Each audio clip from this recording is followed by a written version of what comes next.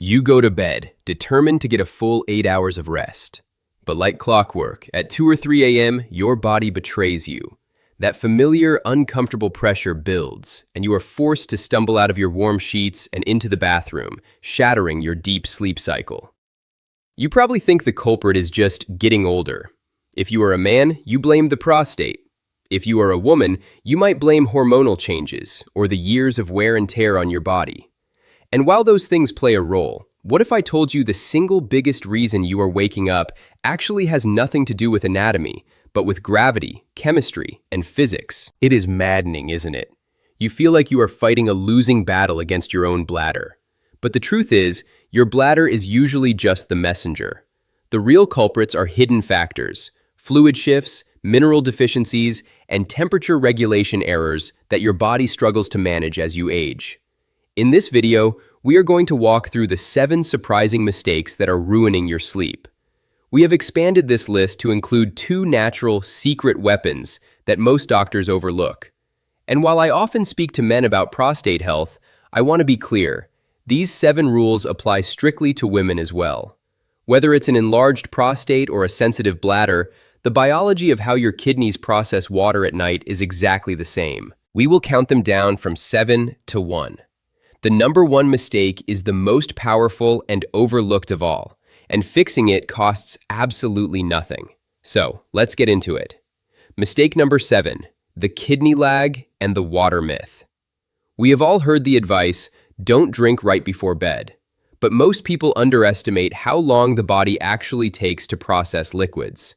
The mistake isn't just drinking at bedtime, it's drinking too close to sleep. Here is the science specifically for those of us over 60.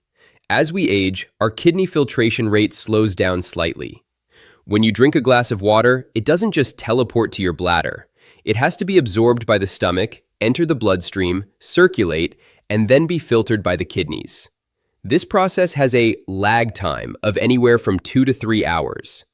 If you have a cup of herbal tea at 9 p.m. and go to sleep at 10 p.m., you might fall asleep fine. But that tea is going to hit your bladder as urine right around midnight or 1 a.m., waking you up just as you are entering deep, restorative sleep. The rule is simple but strict. Your kitchen is closed for liquids 3 hours before your head hits the pillow. If you need to take nighttime medication, use the smallest sip of water necessary to get the pills down, not a full glass. Think of your hydration like a bank account. Make your deposits in the morning and afternoon so you aren't paying debts in the middle of the night. Mistake number 6, the stealth irritants on your dinner plate. You've managed your liquids perfectly, but you still wake up with an urgent need to go. The next place to look is what you ate for dinner. We know caffeine and alcohol are bad for sleep, but there are stealth irritants that mimic the feeling of a full bladder.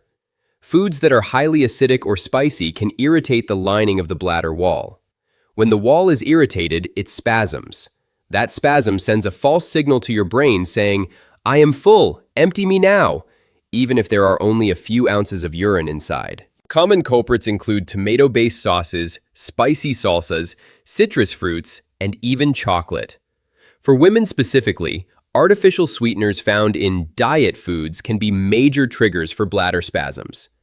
If you are struggling with nighttime waking, try eating a bland, alkaline dinner. Stick to roasted root vegetables like sweet potatoes or carrots, and lean proteins. Give your bladder a chance to calm down and relax before the night begins. Mistake number 5, the thermostat trap. This is a fascinating biological reflex that affects seniors more than anyone else.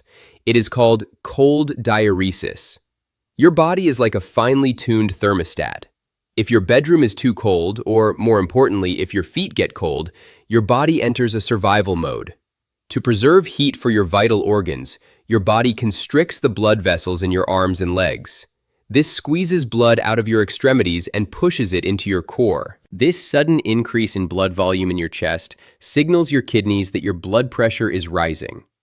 The kidneys react immediately to lower that pressure by pulling fluid out of the blood to create urine. It is the same reason you have to pee when you jump into a cold swimming pool. The solution isn't to sleep in a hot room, which is bad for rest. The solution is to keep your microclimate warm. Wear warm socks to bed. Use breathable but warm blankets.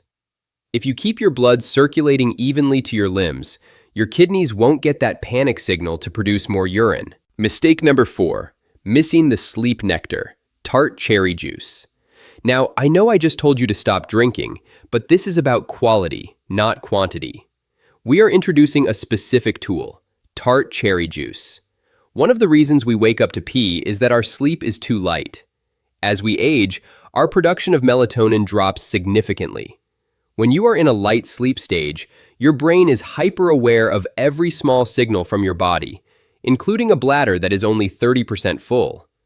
Tart cherries are one of the rare natural sources of bioavailable melatonin and anthocyanins. Unlike synthetic sleeping pills, which can leave you groggy or increase fall risk in the morning, Tart cherry juice helps regulate your natural circadian rhythm. About 90 minutes before bed, try a very small amount, about 1 to 2 ounces of unsweetened tart cherry concentrate. This can help lock you into a deeper stage of sleep where your brain effectively mutes the bladder signals, allowing you to sleep through the night.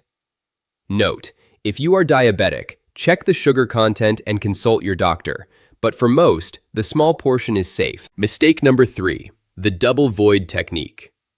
This is a strategy often taught by pelvic floor therapists and urologists, yet it is rarely discussed in the open. It is called double voiding. Whether you are a man dealing with an enlarged prostate or a woman dealing with a bladder prolapse or weaker muscles, the result is the same. You often don't empty your bladder completely on the first try. You might leave 20% of the urine behind. That means your tank is already partially full before you even get into bed. Here is the protocol to fix it. Make this the last thing you do. Go to the bathroom and urinate normally. Then, do not leave. Stand at the sink, brush your teeth, wash your face, take about 2 or 3 minutes. Then, go back to the toilet. And here's the key for everyone, men included. Sit down. Sitting allows the pelvic floor muscles to fully relax. Lean forward slightly, resting your elbows on your knees. This position uses gravity and changes the angle of the bladder to help squeeze out that residual fluid. You will be surprised at how much more comes out.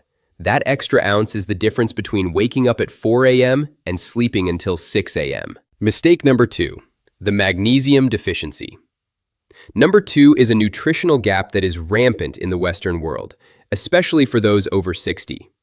We are talking about magnesium. Your bladder is essentially a muscular sac.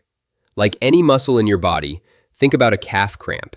If it lacks magnesium, it gets twitchy and prone to spasms. If your bladder muscle is tense, it cannot stretch to accommodate fluid comfortably. It contracts prematurely, waking you up. The specific type matters here. You don't want cheap magnesium oxide, which is poorly absorbed and can cause stomach upset. You want magnesium glycinate. The glycine part helps with relaxation and sleep, and it is very gentle on the stomach. Taking 200 to 400 milligrams of magnesium glycinate about an hour before bed can help relax the smooth muscle tissue of the bladder, increasing its capacity and reducing that urgent feeling of needing to go. As always, check with your healthcare provider before adding new supplements to your routine. Mistake number 1, the gravity problem. And finally, the number 1 mistake. This is the aha moment for so many of my viewers. It impacts almost everyone as we age.